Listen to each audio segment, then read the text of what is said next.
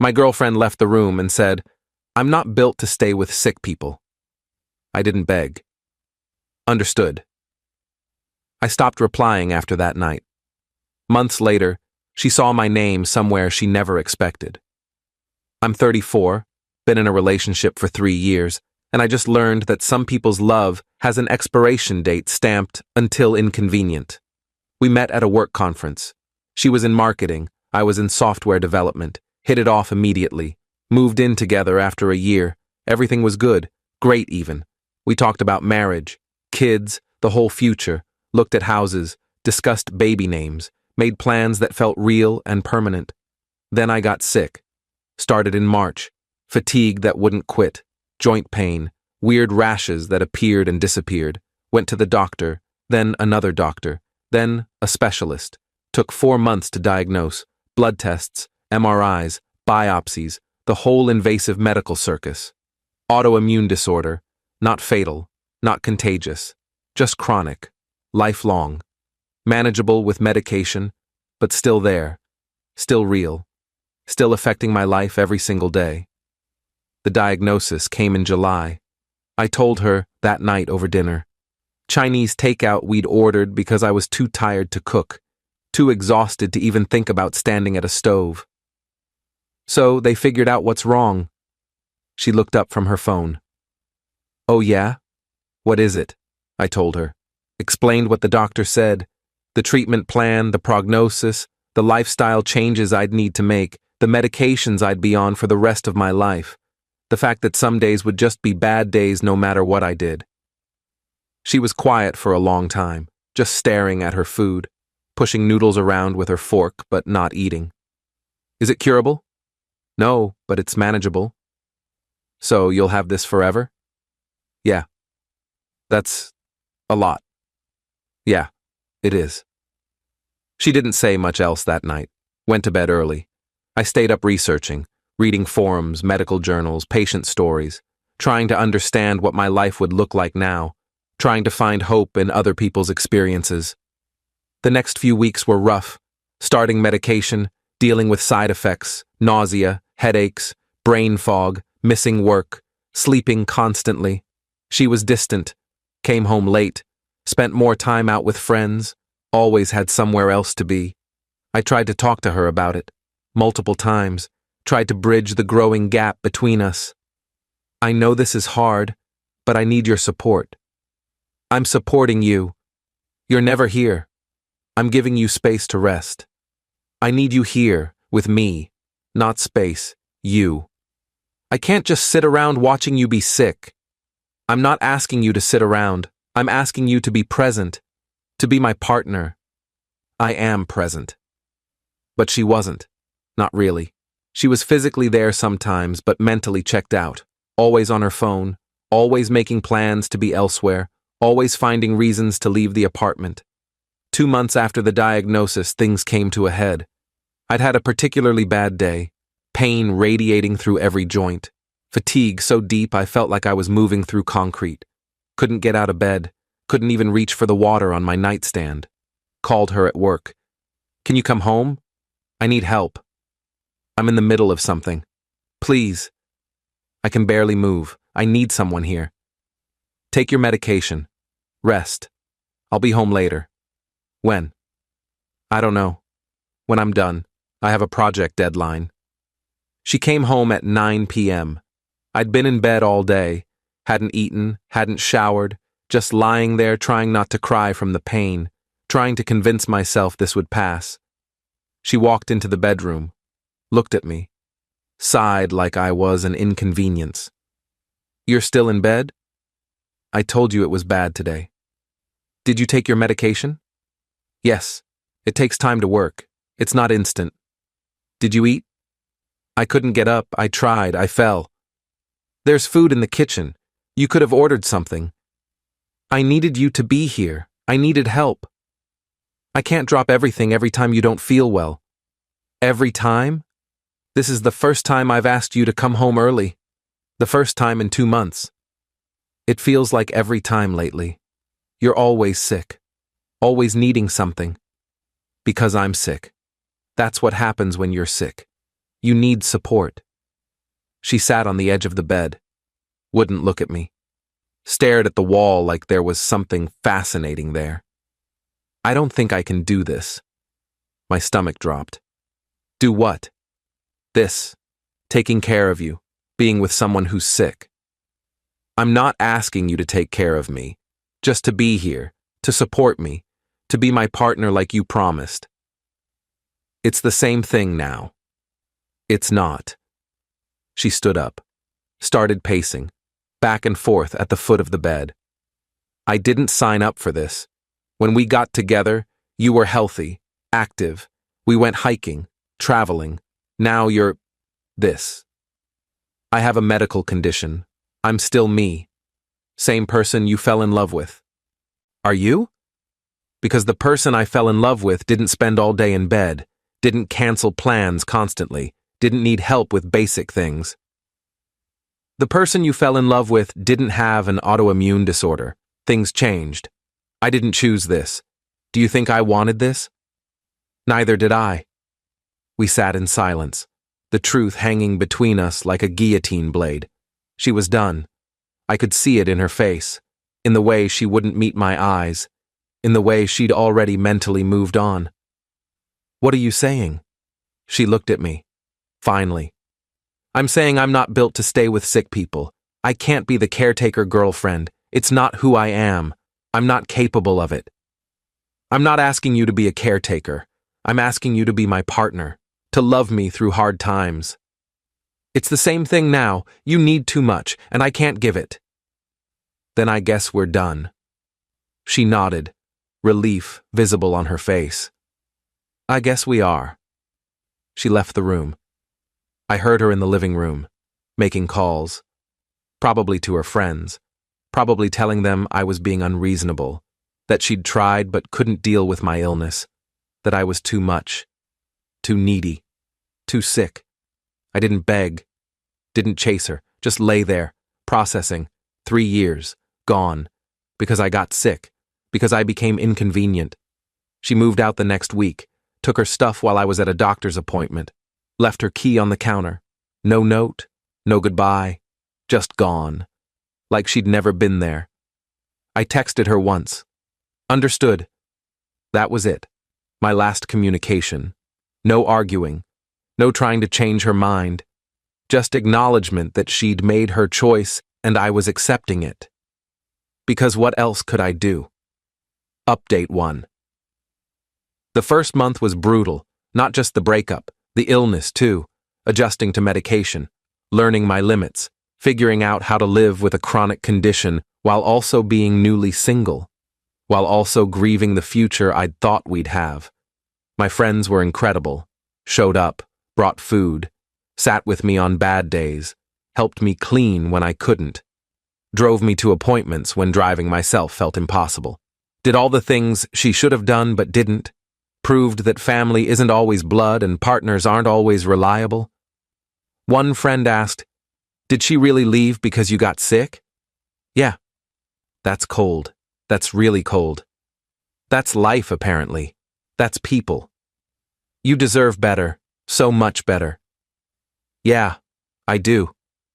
I threw myself into managing my health, found a good support group, online forum for people with the same condition, read everything, learned everything, became an expert on my own illness, downloaded medical journals, took notes, asked questions, refused to be a passive patient, started feeling better, medication was working, energy was returning, not 100%, but better than those first few months, better than the days when I couldn't get out of bed, when I couldn't imagine feeling normal ever again.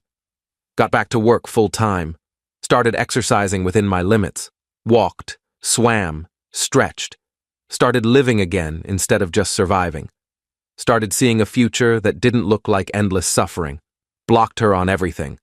Phone, social media, email, every platform, didn't want updates, didn't want to know how she was doing, didn't care if she was happy or sad or regretful. She'd made her choice. 3 months post-breakup, my doctor suggested I join a local support group, in person, not just online. Said it would help to connect with people who understood, who'd lived through similar struggles. I went. Small group, 8 people, mix of ages and conditions, led by a social worker who specialized in chronic illness. We met once a week at a community center, shared experiences, offered advice, supported each other in ways only people with chronic illness could. That's where I met her. The woman who'd become important later. She had a similar condition, was a few years into her diagnosis, had learned to manage it, had wisdom to share, had been through the darkness and come out the other side. We started talking after meetings, getting coffee, comparing notes on treatments, what worked, what didn't, what doctors to see, what doctors to avoid, became friends, good friends, the kind built on understanding and shared experience. She was patient, understanding, never made me feel like a burden, asked about my day, actually listened to the answer, listened when I needed to vent, celebrated small victories, sat with me through setbacks, treated my illness as a fact, not a flaw. One night over coffee, she asked, "Do you ever date anymore?" "No, not since my ex left." "Why not?" "Because I'm damaged goods, apparently. Who wants to date someone with a chronic illness? Who wants to sign up for this?" Someone who sees past the illness to the person. Someone who understands that everyone has something. Yours is just visible. That's rare. Maybe, but rare doesn't mean impossible. And you deserve someone who sees you as more than your diagnosis. We kept meeting, kept talking. Slowly, carefully, it became more than friendship. Started dating. Took it slow, no pressure, no expectations. Just 2 people who understood each other in ways most people couldn't. Who'd both been abandoned. Who'd both survived. Update 2. 6 months after the breakup, I was doing well. Relationship was good. Health was stable. Work was going great. Life was better than it had been in a year. Better than I'd thought possible during those dark first months. Then I heard through mutual friends that my ex was struggling. Not health-wise, life-wise. Job wasn't going well. She'd been let go during restructuring. Living situation was unstable, bouncing between friends' couches. Dating life was a disaster. String of failed relationships, each one shorter than the last. A friend told me, "She's been asking about you." What about me? How you're doing? If you're seeing anyone? If you're still sick? If you ever mention her? What did you tell her? That you're doing great, that you're in a relationship, that you're managing your illness well, that you seem happier than you've been in years. Good. She didn't like that, got upset, asked for your number. You didn't give it to her, right? Of course not, but she's persistent. But part of me wondered, was she regretting her choice? Was she realizing what she'd walked away from? Did she think she could come back? Did she think I'd been waiting? I didn't reach out. Didn't want to know. Was too busy building my new life with someone who actually showed up, who proved every day that love wasn't conditional. My girlfriend and I moved in together, found a place that worked for both of us. Ground floor apartment, accessible bathroom, close to medical facilities. She understood when I needed rest, never made me feel guilty for bad days, celebrated good days. Was everything my ex wasn't, everything my ex refused to be. We joined a non-profit together, organization that supported people with chronic illnesses, did awareness campaigns, fundraising, support group facilitation, speaking engagements. It felt good, using our experiences to help others, turning pain into purpose. That's where things got interesting. I started writing blog posts about living with chronic illness, about relationships and health, about what I'd learned, about my journey, about betrayal and recovery, about finding people who stay. The posts got attention, shared widely in chronic illness communities. People reached out with their own stories, similar experiences, similar betrayals, similar recoveries. I realized my story wasn't unique. That abandonment by partners was tragically common. A publisher contacted me, small press, asked if I'd considered writing a book, full length, about navigating relationships and chronic illness, about what happened when people left, about finding people who stayed, about building life after betrayal. I said yes, spent 6 months writing, every evening after work, every weekend, pouring everything into it. My girlfriend helped, shared her perspective, co-wrote some chapters, made it better than I could have alone, made it honest and raw and real. The book was published 8 months after my ex left. Small release, nothing major. But it sold, got good reviews in chronic illness circles, got attention online, started getting invited to podcasts, to conferences, to support groups as a speaker. Local newspaper did a feature, human interest story. My photo, my story, my girlfriend's story, our nonprofit work, the book, everything. They interviewed both of us, talked about resilience, about finding love after betrayal, about building community. That's when she saw it. Update 3. My ex messaged me. First contact in 10 months, through the one platform I hadn't blocked. LinkedIn, professional, neutral, calculated. I saw the article about your book. Congratulations. I always knew you were talented. I stared at the message, debated ignoring it, decided to respond. Keep it brief. Thank you. I'd like to read it. Where can I buy it? Any bookstore or online. Is it about us? It's about my experience. You're part of that experience. Should I be worried about how you portrayed me? You should read it and decide for yourself. She bought the book. I know because she posted about it. Screenshot of the purchase confirmation. Caption: supporting my ex's creative work. So proud of how he's turned his pain into art. My girlfriend saw it. She's really trying to insert herself back into your life, into your success. She can try. Doesn't mean I'm letting her. What if she reaches out more? What if she shows up? Then I'll ignore her more. Or we'll handle it together. But the messages kept coming. Not daily, but regularly, weekly. Comments about the book, questions about my health, mentions of things we used to do together, trying to remind me of good times, trying to erase her abandonment with nostalgia. Remember when we went to that concert? Best night. Hope you're feeling better these days. You deserve health and happiness. Your book made me think about our relationship differently, made me see my mistakes. I responded minimally. 1 or 2 words, never encouraging, never engaging, never giving her the conversation she was fishing for. Then she asked to meet. I'd like to talk, about everything, about how I handled things, about what I could have done differently, about us. There is no us. That ended when you left. I know I messed up. I want to explain, to make you understand. No explanation needed. You made your choice. I respect it. But it's done. That door is closed. Can we at least get coffee, as friends, just to talk? We're not friends. We're not anything. We were once. Once. Not anymore. You don't get to leave someone at their lowest and come back when they're doing better. She went quiet for a few days, then showed up at one of our nonprofit events, public, open to anyone. She had every right to be there. Free event, community space. She approached me during a break. My girlfriend was across the room, saw what was happening, started heading over immediately. Hi. Hi. The event is great. What you're doing here is amazing, really making a difference. Thank you. I read your book, all of it. Twice, actually. Okay. I'm not portrayed well in it. I wrote honestly about my experience, about what happened. You made me sound heartless, like a monster. I wrote what happened.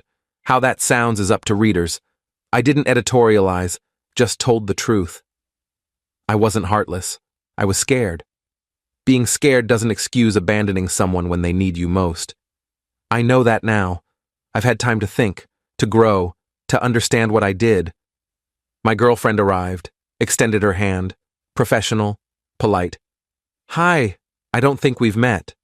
My ex shook it, looked between us, understood immediately who this was, saw the matching nonprofit badges, saw the easy familiarity, saw what she'd lost. No, we haven't. I'm his ex. Oh, the one from the book. Chapter 3, right?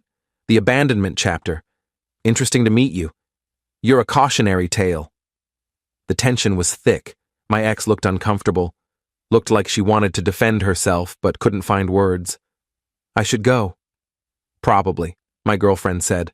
Not meanly. Just matter of fact. Just true. She left.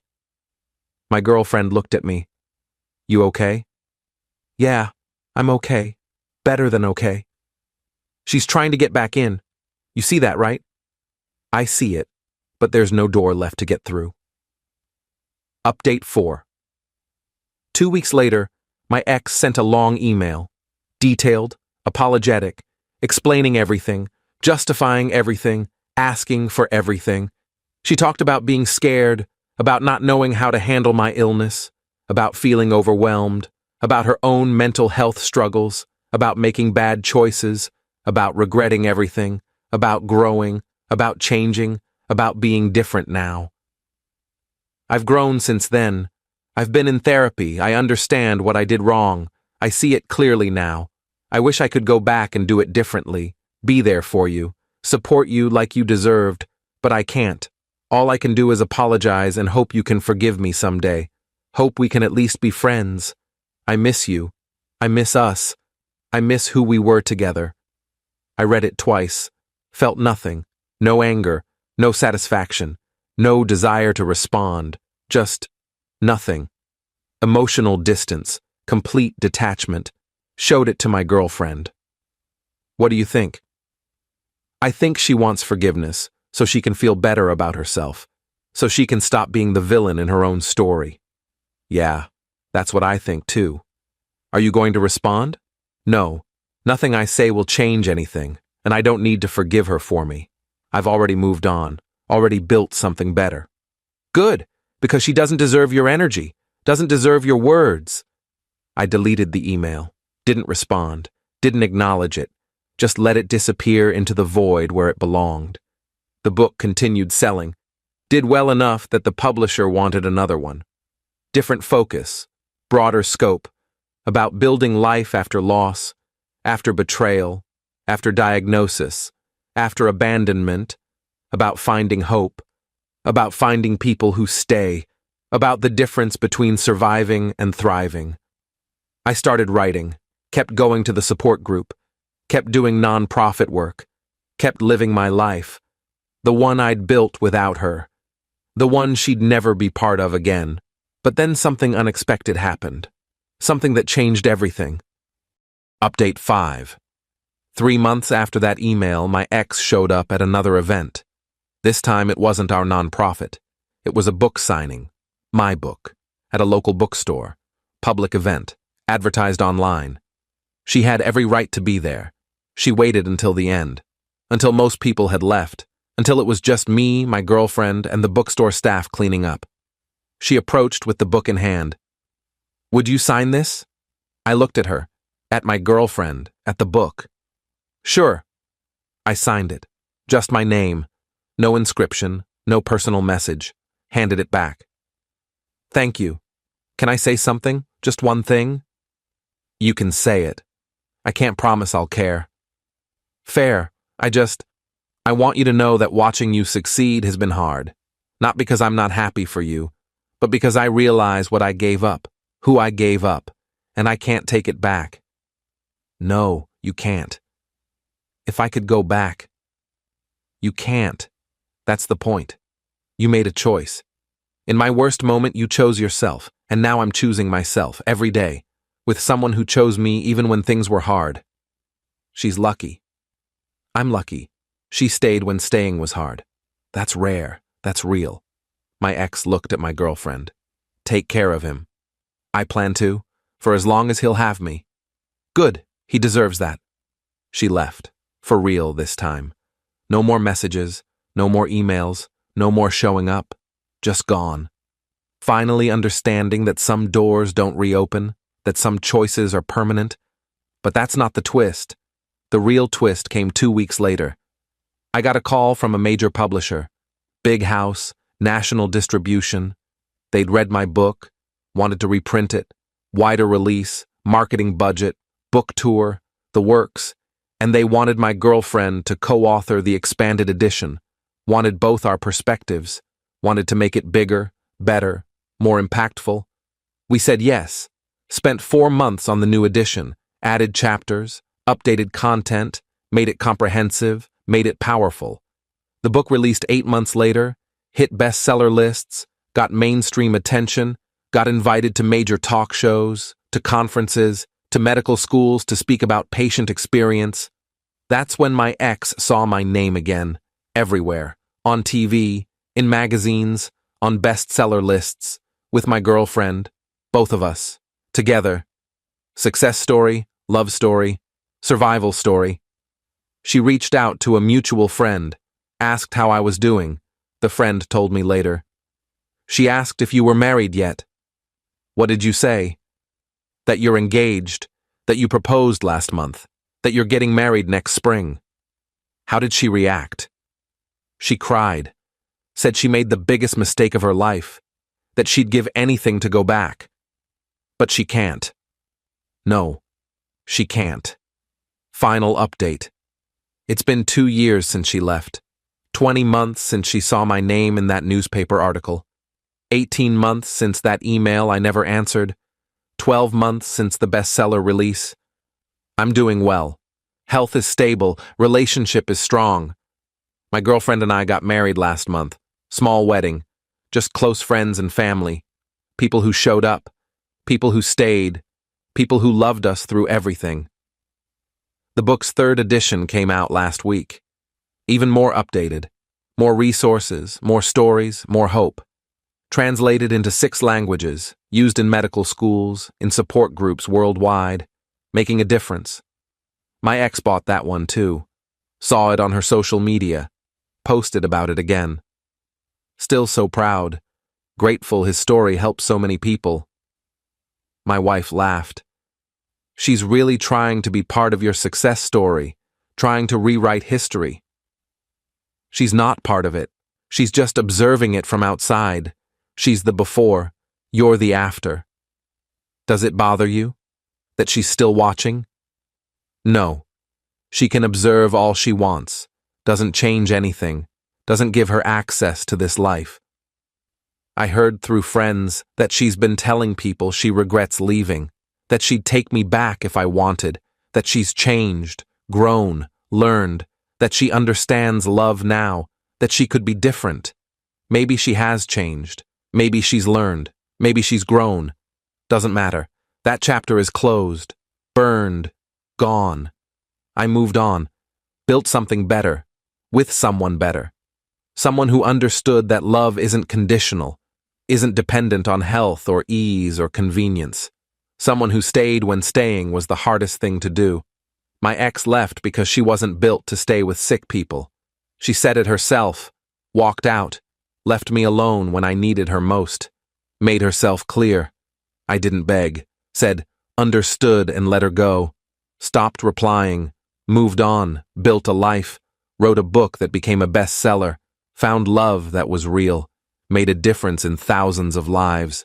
Months later, she saw my name in a newspaper article about the book, about the nonprofit, about turning pain into purpose, about finding someone who stayed, and she kept seeing it. On bestseller lists, on TV shows, in magazines, with my wife, both of us, together, successful, happy, complete. She saw my name somewhere she never expected, everywhere she looked. In success, she didn't think I'd achieve. In love, she didn't think I'd find. In a life that didn't need her anymore, didn't want her anymore, didn't have space for her anymore. And she realized too late that she'd walked away from someone who would have fought for her, but refused to fight for someone who'd already given up on him. She realized she'd left someone at their worst and watched them become their best without her. She realized that I'm not built to stay with sick people was really, I'm not built to love unconditionally. And unconditional love is the only kind that matters. I'm 34. Married to someone who sees past the illness to the person, building a life that matters, writing stories that help people, learning that sometimes the best revenge isn't revenge at all. It's just living well, building better, loving deeper, and letting the people who left you stay in your past where they belong. And the real twist? My ex wasn't the only one who saw my name everywhere. People all over the world were seeing it, reading my story, finding hope in my words, learning that betrayal doesn't have to be the end, that chronic illness doesn't mean the end of happiness, that the people who leave make room for the people who stay. And those people, the ones who stay, they're the ones who matter. They're the ones who become family. They're the ones who prove that love isn't about being there when it's easy. It's about staying when it's impossibly hard. And that's the love I found. That's the love I kept. That's the love my ex will spend the rest of her life knowing she walked away from.